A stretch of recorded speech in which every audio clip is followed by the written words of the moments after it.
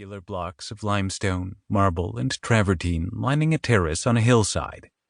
It is easy to make out remaining parts of the original Latin inscription, its letters carved with classical precision. Behind those inscribed blocks stands a wall marked at regular intervals by mysterious recesses.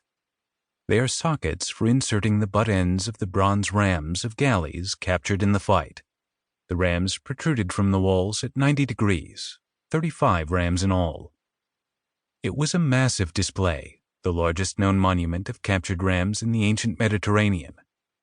It was a trophy in all its barbaric splendor, adorned with weapons taken by force. Yet, as any Roman knew, victory lay in the hands of the gods, and they were not forgotten here. Behind the two walls, higher up on the hillside, stood a huge, open-air sanctuary consecrated to the war god Mars and the sea god Neptune. There was also an open-air shrine to Apollo, the Lord of Light. A sculpted frieze commemorated the triumphal procession in Rome that had celebrated the victory. The massive complex covered about 3/4 of an acre. The monument might be considered the cornerstone of the Roman Empire, and it was entirely appropriate that it was laid here in Greece rather than in Italy, 600 miles from Rome. This monument recalled the battle that took place in the waters below, the Battle of Actium. It was a struggle for the heart of the Roman Empire over whether its center of gravity would lie in the east or the west. Since Europe was the child of the imperial Rome that emerged from this battle, the struggle was indeed a hinge of history. The battle also represented two ways of war, the eternal choice and strategy between the conventional and the unorthodox.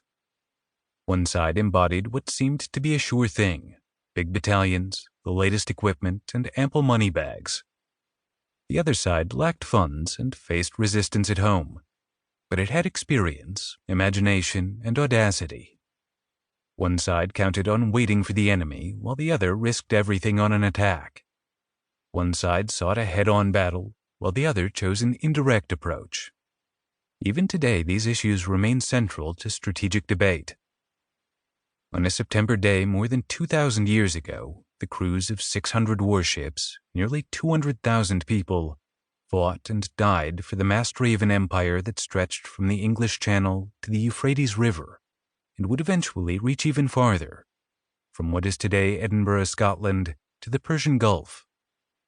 One woman and two male rivals held the fate of the Mediterranean world in their hands. That woman, accompanied by her maidservants, was one of the most famous queens in history, Cleopatra. Cleopatra was not simply the Queen of Hearts and the icon of glamour immortalized by William Shakespeare, but also one of the most brilliant and resourceful women in the history of statecraft. She was one of history's greatest what-ifs. She was at least part Macedonian, part Persian, and plausibly part Egyptian. Few women in history have played as big a role in the strategy and tactics of a world-defining war as did Cleopatra.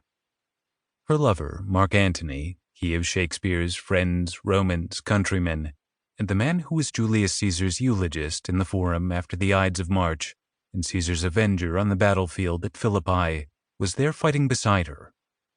In the opposing camp stood Octavian Caesar, the future Emperor Augustus, and possibly the greatest imperial founder the Western world has ever known. Beside him was his right-hand man and indispensable admiral, Marcus Vipsanius Agrippa. Although often overlooked, Agrippa was the real architect of victory. He and Octavian were one of history's great leadership teams. Not present at Actium, but there in spirit, she was in Rome, was Cleopatra's rival for Antony's affection, Octavian's sister and Antony's recently divorced wife, Octavia. Although usually thought of as deferential and long-suffering, Octavia was, in fact, a skilled intelligence operative, based in the bedroom of her brother's chief rival, no less. As often happens in history, seemingly minor players were major influencers. Actium was the decisive event, and its consequences were enormous. If Antony and Cleopatra had won, the center of gravity of the Roman Empire would have shifted eastward. Alexandria, Egypt, would have vied with Rome as a capital. An eastward-looking empire would have been more like the later Byzantines. To keep listening to this audiobook, I've left you a link in the description so you can do it, at no cost thanks to Audible's 30-day free trial.